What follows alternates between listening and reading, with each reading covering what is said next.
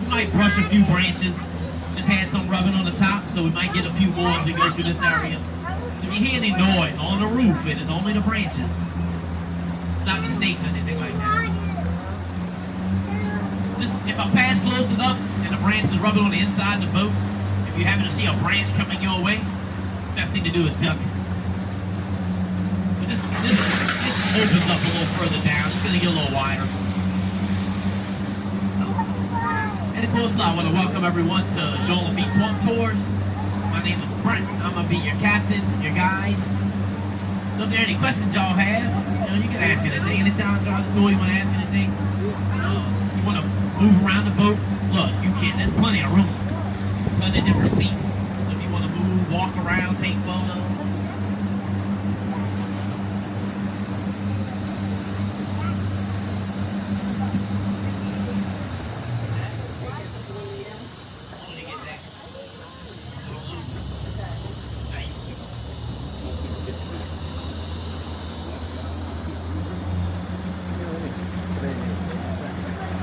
Overall, we're traveling along. I'm gonna just kind of give you all basic information about, what is it that we're traveling through. Like Louisiana's coast, all the wetland stuff. So I'm gonna give you a little information about that. And the whole time we're also looking for wildlife. Alligators is always the most popular thing, of course. So we'll go out and try to find as many alligators as we can. We may have a few turtles sitting on logs along the way. So we'll keep an eye out for any turtles or birds. It could be anything from like what are known as egrets, different type of herons. So whatever's out there, whatever happens as we pass. It's really not a waterway, more than about 6 feet of water we travel within in this whole area. So up to 6 feet is about the deepest.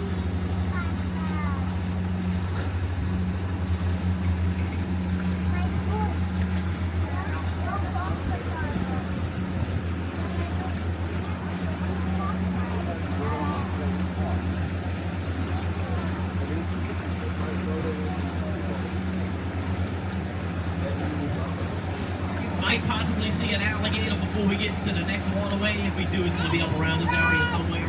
Other than that, most of what we're going to be looking for is when we get into the next waterway. So we operate tours out here 7 days a week, year round. It's the same alligators. We're always looking for the same ones. They don't go anywhere. I mean, they go hide. They go, maybe sometimes get in the grass somewhere or bury in the mud at times. But they don't actually go anywhere else.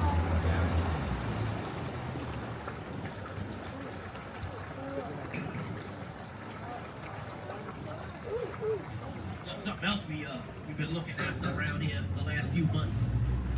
Watching a pair of eagles, bald eagles, hatch and grow up.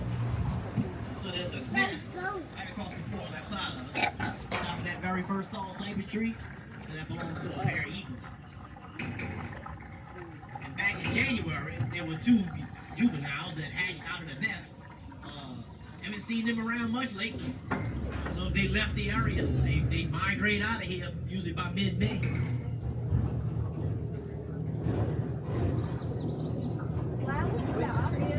That very first tall cypress tree. There's a big nest right up top.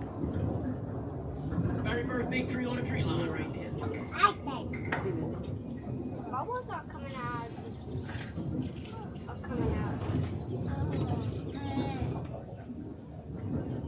Yeah, so back in January, the eggs hatched.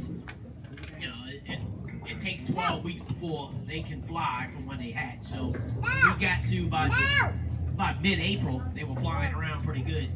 Starting to fly anyway. And we noticed more and more, like in the last couple of weeks, you don't see them.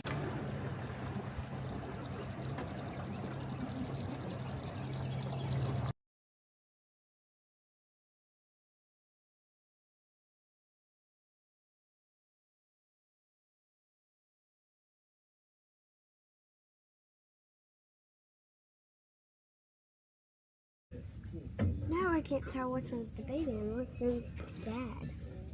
They're both big. Oh, now I can tell because the baby's not as smaller.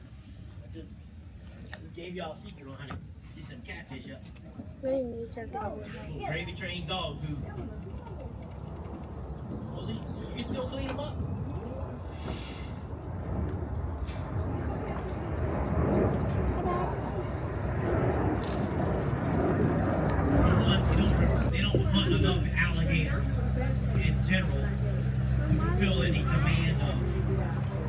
food source. And then that's not even the main demand of an alligator, believe it or not, is alligator meat. Alligators are mainly harvested for the hide, for the skin. Yeah, we don't eat that much alligator. Yeah, there's a lot of alligator farms from here to Florida, really. So that's a year-round process. Now, alligator hunting is a seasonal thing, which, like within Louisiana, runs through September and October, 60 days a year. But in the areas you can hunt alligators, that's limited, because like this is a national park, so you can't hunt any alligators from this property.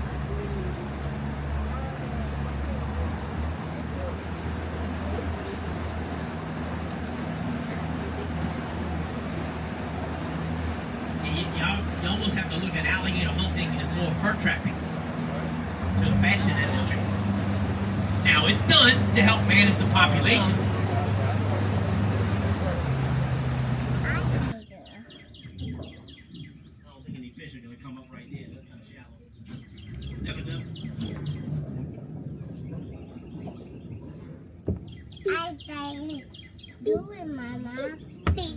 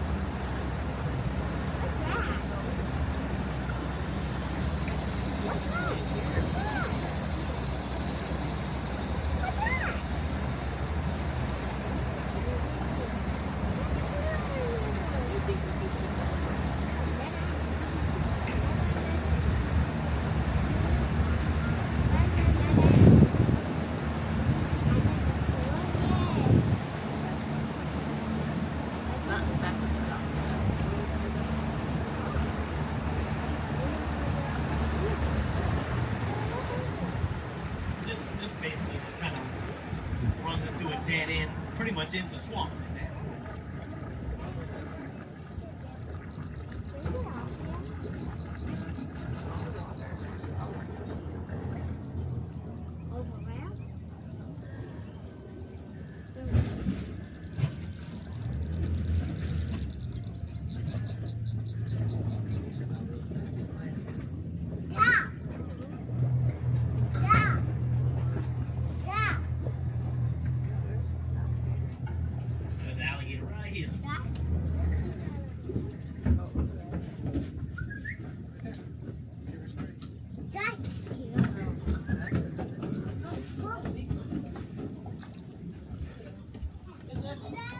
Pretty much an average adult size right now.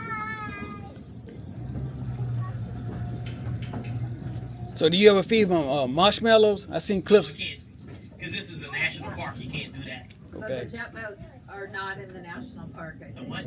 The jet boats, Jet boats? or whatever they are, An the, airboat? yeah, the airboats. No, you can't run the game. If you had those in here, you wouldn't even see half of these games. Make too much noise. So since it's a national park, what's the problem with feeding marshmallows You can't then? feed any animal in any national park. Like a bear, you can't feed them. They weren't and become considered a nuisance animal. They lose that fear. They just associate you with food. Like when you can. Yeah, so it's a blanket rule in national parks altogether. Don't feed the wildlife. But you're feeding, I'm feeding the fish. You can fish in here legally. oh, you're feeding the fish, Yeah. okay. I can fish in here all day.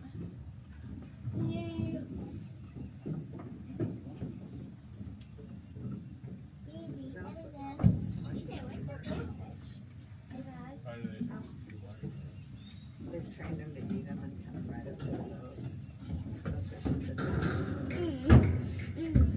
What I'm trying to do is help the gator catch fish. With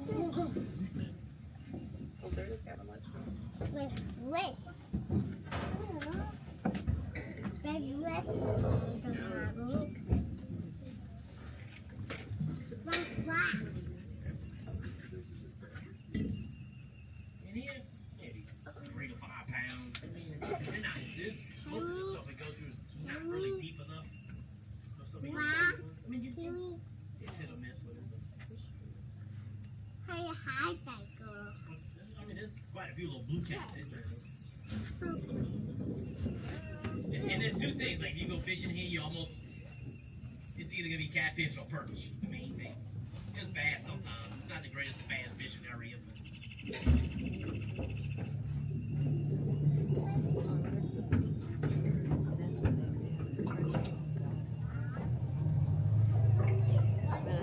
Is this waterway considered pretty clean?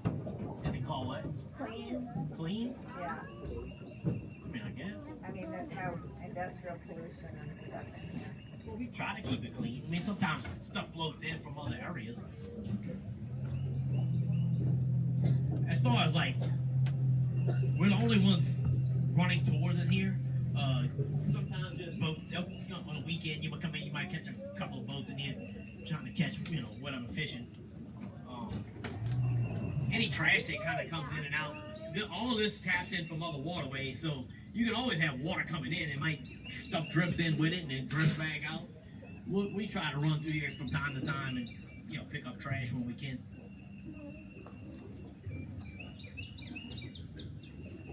And as far as the water, all of our waterways are very murky because we got nothing but silt and sediment that flow through our waterways. And that's basically what everything is spilling down the river in itself.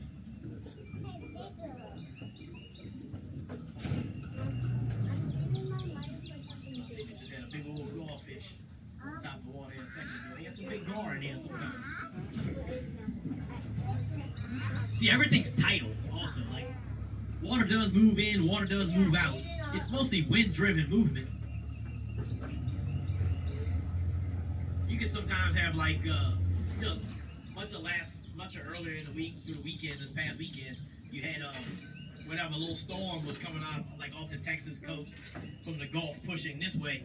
And when that happens, all the water comes up. Anything pushing in from the Gulf inward in any kind of way, this water get higher. And then sometimes we get these fronts that blow from the north down like a front. They'll push everything out. So it's tidal, but it's kind of mostly wind-driven movement.